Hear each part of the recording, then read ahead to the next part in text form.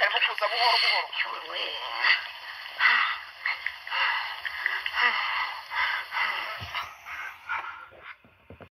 turabasuje mwese abadukurikiye kuri Nkindi Family TV show. Wewe wakoze subscribe uri umuntu w'agaciro cyane, uri ingenzi kuri twebwe. Nawe utarayikora aho uherereye hose ndagusuhuje, waba uri mu majyepfo, mu majyaruguru, iburasirazuba, iburengerazuba, mu mujyi wa Kigali, tutibagiwe n'intara ya 6 ya diaspora. Mwebwe mwese mwumva ururimi rw'ikinyarwanda, mbaye ikaze muri iki kiganiro. Uyu mwanya rero tugiye kuvuga kuki. Mana, ndabona imbuga zanyereye pe, zanyereye, mbega ama audio, mbega ama video, natari. Mwumva ayo ma video namwe muze kumbwira. Ayo ma video mwumvise iki? Rero biravugwa ko amakuru nayabonye umunsi w'ejo, nyabona kuri Kiranuka TV. Nta soni bintezo kumva aho nayabonye, gusa ngiye byanteye isoni zo kuba nafata ibintu bimeze kuriya nkabizana ku mbuga nkoranyambaga. Amplisi noneho nk'ibintu biri kuvugwa ku babyeyi bagenzi banjye, ewana numvise nyine bitari gusona neza muri discipline ngira cyangwa natojwe. Numvise bira bintu bidakwiye kuza bisoundinga mu matwi y'abakunzi banjye. Abantu mukurikira Nkindi Family TV show, cyakora ushaka kuyumva yose agende, hamaze gusohoka ibiganiro 3 arimo agiye atandukanye. Ajye kuri Kiranuka TV araza kuyumva, ajye kuri Ikaze TV Rwanda araza kuyumva, ajye kuri Feed TV. Ayo ni amateleviziyo yose nabyumviseho, ariko harimo abagize ikinyabupfura ntibabitangaza byose uko biri. Ushaka kubyumva uko biri ajye kuri Kiranuka TV arabisangaho kwa Ezekiel. Ngewe rero nabyumvise, numva ntago ari ibintu byo kwicarana, numva si ibintu byo kwifunga ngo numva ari ibintu dukwiye gufata rwose tukumva ko hari abantu bataye umuco nyarwanda. Yego nibyo koko nta muco urimo hariya. Ikindi noneho iyo aba ari ikintu gishobora gusona, ukurikije abantu biri kuvugwaho ko aya mavideo ari ayabo, ko ari amajwi ari ayabo, kandi noneho hari nawe utega amatwi ko kumva neza umuntu uri kuvugwa niwe koko, ukibaza umuntu w'umubyeyi wibrandinze nk'umuvugabutumwa. Hari abantu benshi bagiye bibrandinga kuri izi mbuga nkoranyambaga, ngira ngo turabyibuka twese. Hari abaje biyita ibifaru, hari abaje biyita abagore ba Yesu, urumva. Hari n'abaje rwose bavuga ati ngewe aho kugira ngo nzarye amafaranga y'abagabo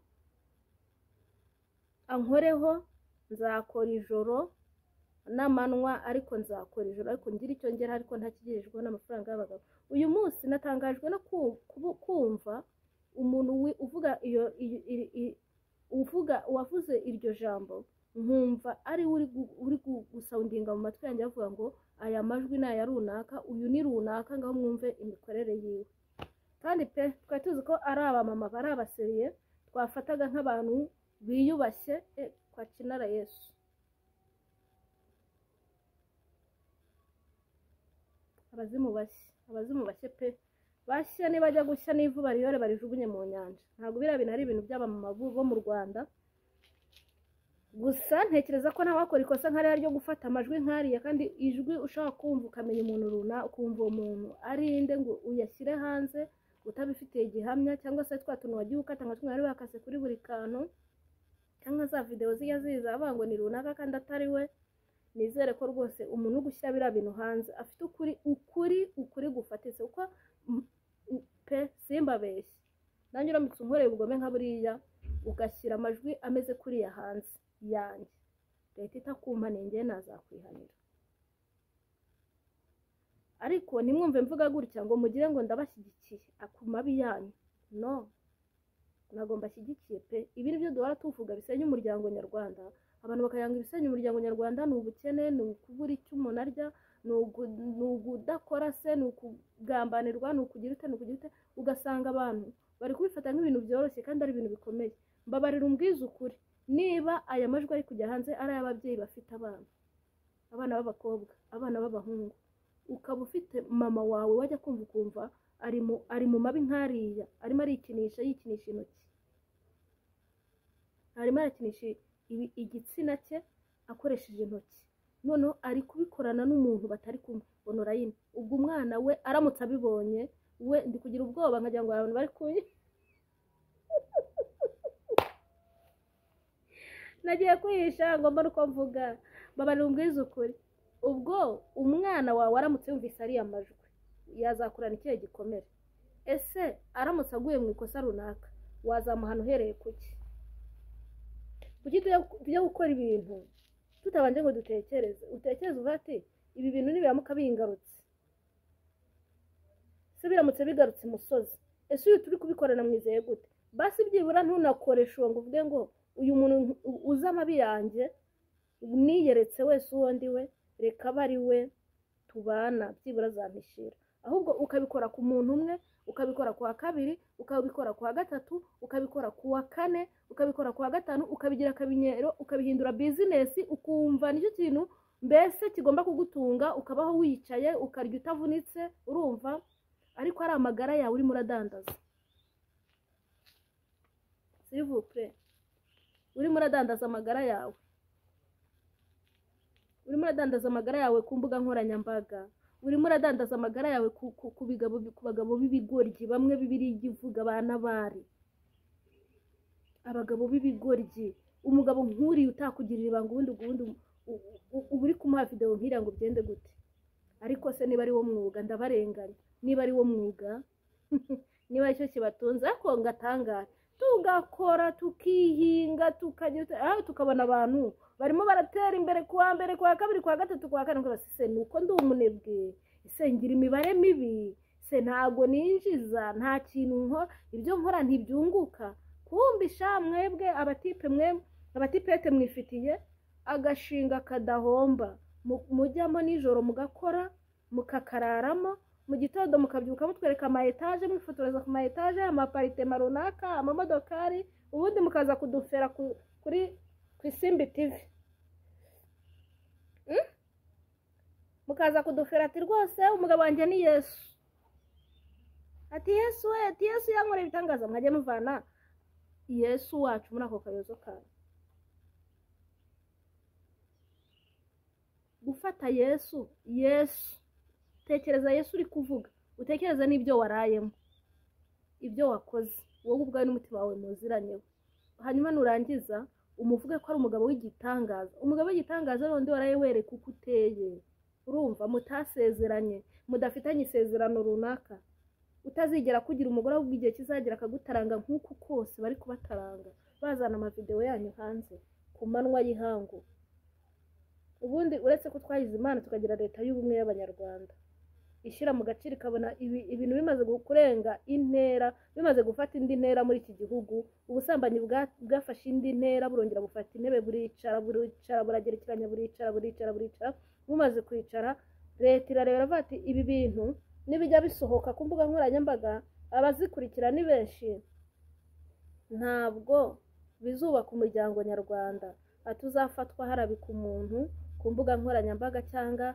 yashyize amafoto y'urukozasoni hanze uwo nguwo leta izajya imuhana uretse ko mwagize Imana leta igatambikamo ako kantu iyo itagatambikamo muba murihe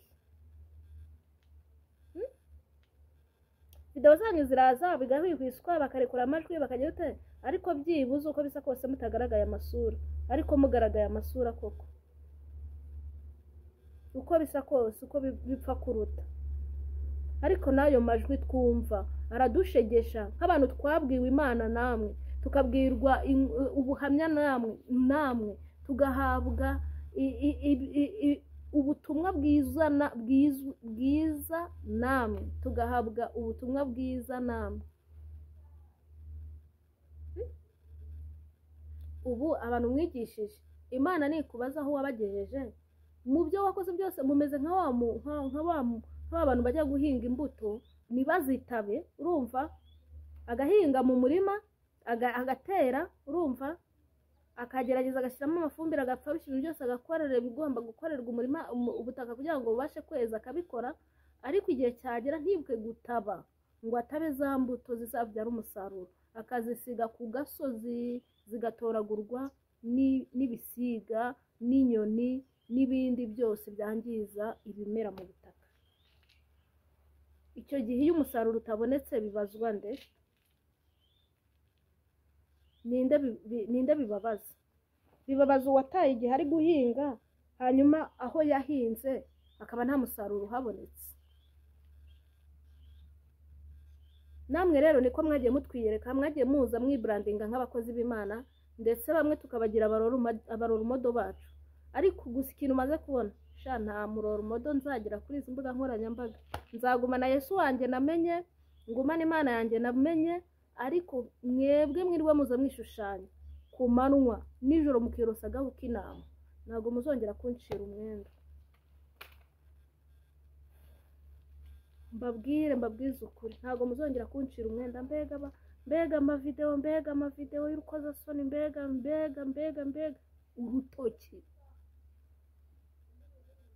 urutoki mu gitsina cyawe. Se wiriye urwara mubyeyi, bijombye urwara, kumbe ngatangare hakaza ngo babavanyemo za nyababyeyi mukavuza induru, hakaza ngo amavideo yanyu ari hano mugatangirira hirya no hino. Umuntu yakora ikiganiro yagira ikintu abavugaho, na telefone zikamuhamagara nk'igihumbi ukibaza impamvu mutifuza kuvugwaho. Kumbe iyo umuntu akora ibyiza haranira ko bivugwa, niyo ukora bibi uharanira ko bitamenyekana. Niyo mpamvu mugira abakomisiyoneri hirya no hino, mufite abakomisiyoneri hirya no hino ngo batangatanga ibyanyu bitajya hanze. Kandi buri ikintu warangije kurekura wowe ubwawe ukagikura muri telefone yawe ukacyoherereza undi muntu, cyangwa ukesitara telefone yawe udagifite ubushobozi ugashyiraho kamera uri kuvugana n'undi muntu, warangije gukora amakosa. Ubwo mwari muzi ko rero abo bagabo mwagiye murya amafaranga yabo muzayaheza rwose batabafite, batabashyize hanze. Ubu se byanakumarira iki? Uramutse uriya amafaranga y'umuntu ukayarira ku nduru uzi kukuvugiraho zingana nk'izi, yakugera ku nzoka. Ariko muba mwaranashize ubwoba muri biharamagara. Hari umumama njya nkunda, niba ari Mutoni, ubundi avuga ngo Masadunda, mama ni mama Mutoni, ni mama nde? Ati amasadunda y'abagore, amasadunda yihishe mu murimo w'Imana. Mugwiza yarivugiye. Nyamara reka mbabwire, hari abantu mukunda gutera amabuye Mugwiza, kandi nyamara Mugwiza mugenzuye neza mwasanga ari gukorera Imana, mwanasanga ari we werekwa. Mugwiza aravuze ati aba bagore ibi bisambo byaje byiyitirira umurimo w'Imana nibyo bituzaniye akagati, ariko harageze ngo Imana mwakoreye zibanike. Nibusohoye mwirirwa muvuga ngo ni umurangi, nibusohoye mwirirwa muvuga ngo ni umupfumu, nakataraza muzakazana. Abana nababaye numva ndababaye. Cyakoze reka nkubwire, ni ukuri mbabwire mwabagore mugarukiraho pe, ni ukuri bibaye byiza mugarukiraho. Ibyo mwakoze mwarabikoze, musaba Imana imbabazi, cyane ko tumenyera aho mucumurira ariko ntitumenya aho mwihanira. Sibyo ra? Tubona mucumura, izo video zikaza hanze ariko ntitumenya aho mwihanira. Mugende mwegera Imana ishobora byose, kuko niba ari cyaha kibaho Imana yanga urunuka, ni icyaha cyitwa ubusambanyi. Ko nicyo cyaha cyonyine kibera imbere mu mubiri, kandi noneho tuzi ko umubiri wacu ari urusengero rw'Imana. Tekereza gufata urusengero rw'Imana, urumva, ukarwandurisha ibintu bitamaye 12 uzapfa ugasiga kuri iyi si, cyangwa ukarwara ukabiteza nk'abandi bose, ugasigarira ukongera ugatangirira kuri zero. Abantu baramaze guhaga isura yawe muri screen za telefone yabo.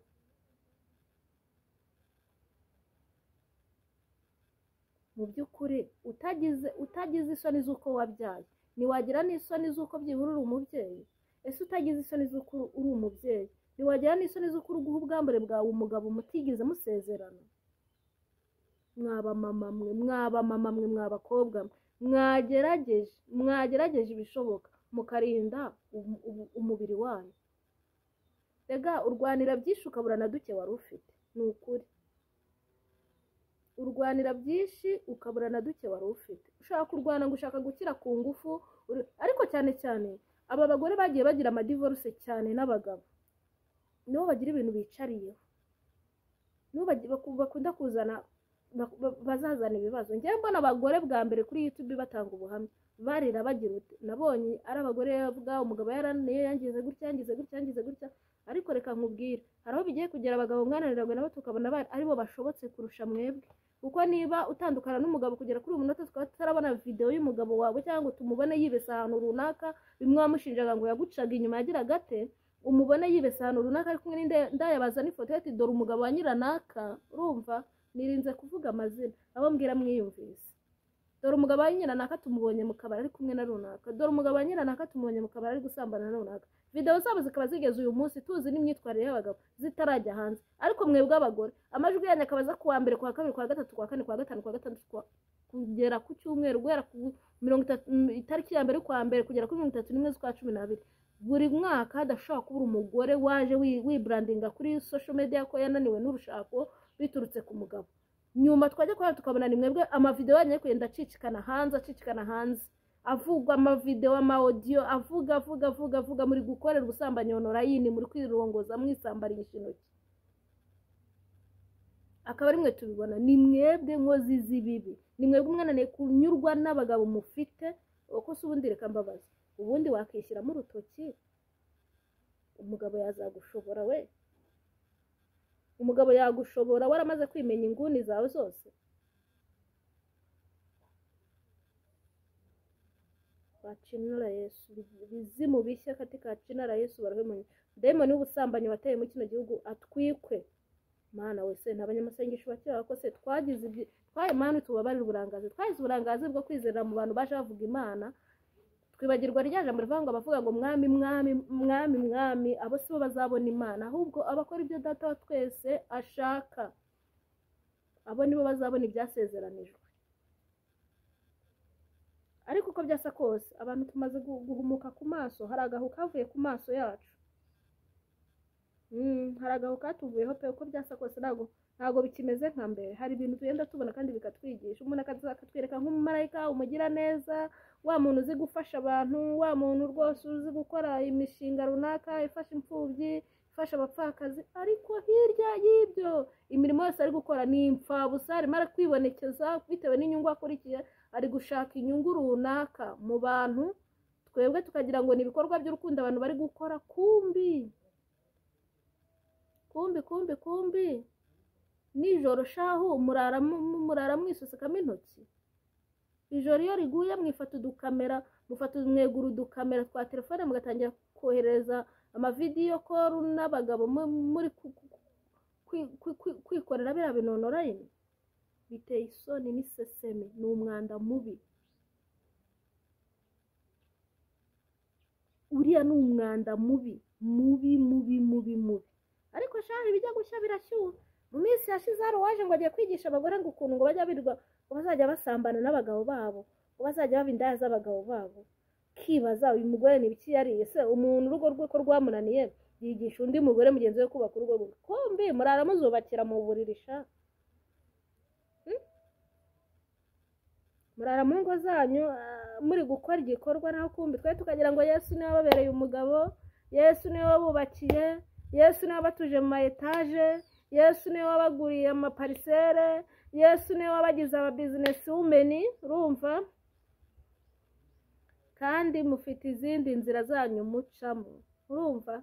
Inzira ijya kuzimu, inzira ijya kumwirimbukiro ni ngari, iragutse. Ariko inzira ijya kwa data mwijuru irafunganye, niyo yuzuyemo ubukene, niyo yuzuyemo amadene, niyo yuzuyemo inzara, niyo yuzuyemo kwambara ubusa, niyo yuzuyemo kubura minerivare z'abana. Ariko zimwe zijya mwirimbukiro zirimo ama etaje zirarangaye gutya, ariko ntibizajya bibagwa amahoro. Ntago bizajya bibagwa amahoro, ntibizabahira. Ndakurahiye do, ntago bizabahira. Ni ukuri ntago bizabahira. Ndarahiye Imana ishobora byose, ntago bizabahira.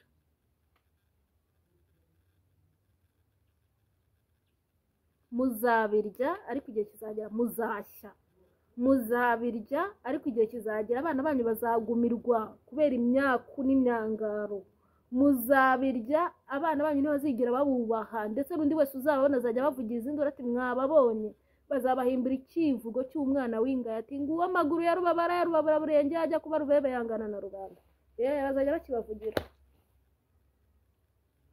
Nababaye mana nyagasani, nababaye ku buryo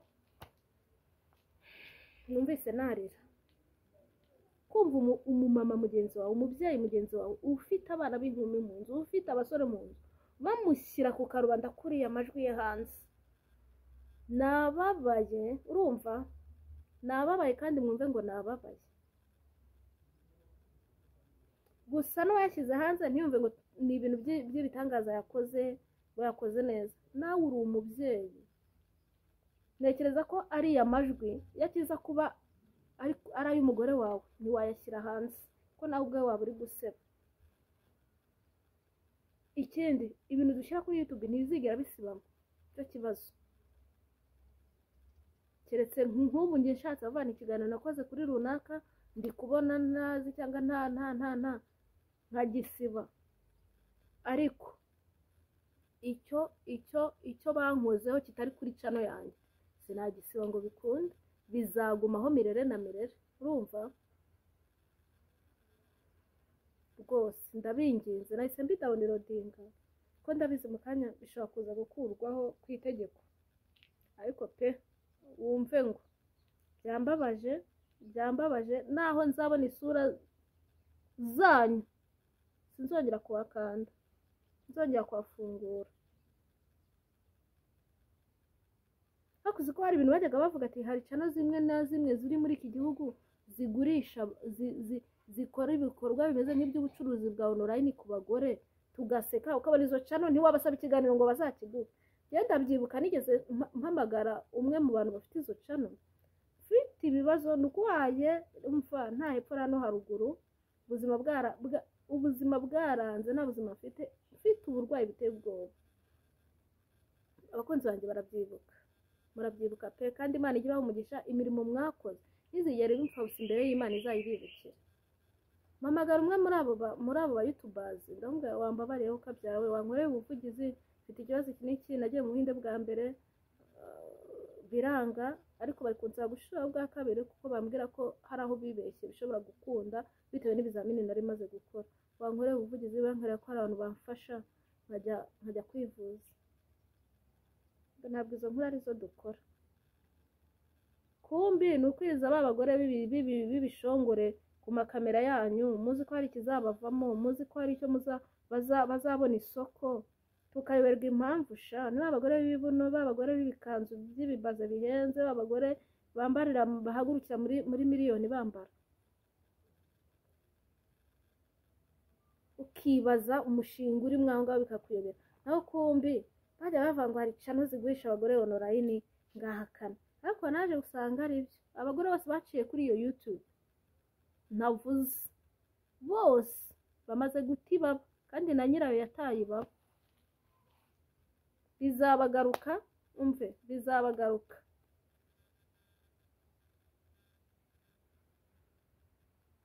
Ibintu mwagiye mukora bizabagaruka kandi nibitabagaruka umve uko ijambo ry'Imana rivuga ngo mpora abana gushyarirwa kwa base na ba nyina, ibitazagaruka mwebwe bizagaruka urubyaro rwanyu. Nta soni kuza mwibrandinga nk'abavugabutumwa, mukaza mwerekana nk'abakozi b'Imana, mukaza mwerekana nk'abantu muri kuvugira Imana, mwigiza abakozi b'Imana ku ngufu, mukatwereka ko Yesu ari we mugabo wanyu, kandi kumva urutoki nirwo mugabo, urutoki rwawe nirwo rurara rugukemurira ibibazo byose. Murutwa n'abameshe kamwe bakajya mu kabari bakerura bakaba indaya, aho kugira ngo njye kuri YouTube, njye kuri kamera, njye kwisambanyisha urutoki. Najya mu kabari bakangura bakamwishyura n'ibyo bitanu, nkajya gutega ku muhanda. Nta so uzi ukuntu biriya bintu binica. Ndabakunda bakunzi ba Nkindi Family TV Show, ndabakunda cyane, namwe ndabizi ko munkunda. Urumva yashyizeho ikiganiro kirebwa abantu 50, aba ari benshi. Uzi ko hari umuyobozi w'umudugudu, urumva mudugudu ushobora gutumira inama mu mudugudu we, nitabwe n'abantu 50. Ariko njye nakora ikiganiro abantu 100 nkababona. Urumva igiterane cy'abantu 100 ukuntu kingana. Rero ndabashimiye cyane cyane cyane, muri abantu b'umumaro, ndabakunda cyane. cyane sinabona uko mbabwira. Mukore subscribe, mujye muri comment, mumfashe turwanye icyaha n'igisa nacyo, turwanye ikibi cyose aho kiva kikagera, kandi mujye mumbabarira amagambo mvuga, habamo ibicumuro byinshi, ariko dushobozwa byose na Kristo uduha imbaraga tukabasha kumenya ko twakosheje mu maso y'Imana, Imana ikatubabarira. Nta cyaha Imana itababarira. Namwe mwabadamu mwiterwa ipfunwe n'uko video zanyu ziri kuza hanze, mwiterwa ipfunwe n'uko ama audio yanyu ari kuza hanze muri gukora ikibi. Nimwegere Imana, mwegere Imana, muvuga ati Imana twararengereye, twarebye kure y'ubwiza bwawe, twaratandukiriye, tubabarire, nta cyaha Imana itababarira. Niba ibasha kubabarira Gahini yica mwene nyina, ikabasha kubabarira Salomo, umwami Salomo ku bagore 1,000, ikababarira Dawidi, ntago mwebwe yareka kubabarira. Ndakurahiye nta cyaha na kimwe kibaho Imana itababarira, ahubwo ikibazo ni ukutamenya kwihana ngo urekere. Vuga ngo nihannye iki, wihanire kureka.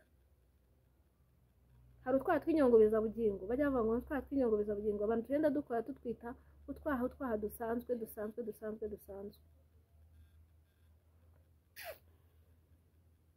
Utwo twaha utwo twaha tugiranye ngo utwaha dusanzwe, ngo tw'inyongobeza bugingo, utwo turatuzitira, tukatubuza kwinjira mu bwami bw'Imana. Ntabwo ushobora kwinjira ugafite, ariko Imana ijya itubabarira kuko turacyari abantu, ntituragera kure aho umwanzi atatera ibuye, ntiturarenga kuri iyi si. Imana ijya itubabarira nuko sabibuke ko wacumuye. Namwe rero mwegere Imana ibababarire, muyisabe imbabazi. Ninya imbabazi warayicaye ku ntebe y'imbabazi, irabababarira n'ukuri. Ariko musigeho, murekeraho, muvuga ati ibyo twakoze twarabikoze, inyungu twabonye twarazibonye, izo tutabonye ubwo si izacu. Rero Mana tubabarire, twagenze uko amaso yawe atabishakaga, twashibeje izina ryawe, twise abakozi bawe turi abakozi ba Satani, twajijishije abantu, ariko twe ntitwakujijisha nk'Imana. Imana ntabwo ijijishwa. Tubabarire wa Mana, mukurira bababarira. Ndabakunda rero, mukore subscribe, murayikinga ibiganiro, musharinge. Bakunzi ba Nkindi Family TV Show, muraba agaciro kuri njyewe. Imana ihumugisha imirimo y'amaboko yanyu, aho mwerekeje intoki, aho mwerekeje ibice by'umubiri byose bishakisha. Imana ijya iharambika umugisha aho ufata umwanya ugafungura ikiganiro cyanjye. Ni ukuri Imana ijya iguha umugisha utagabanyije. Murakoze.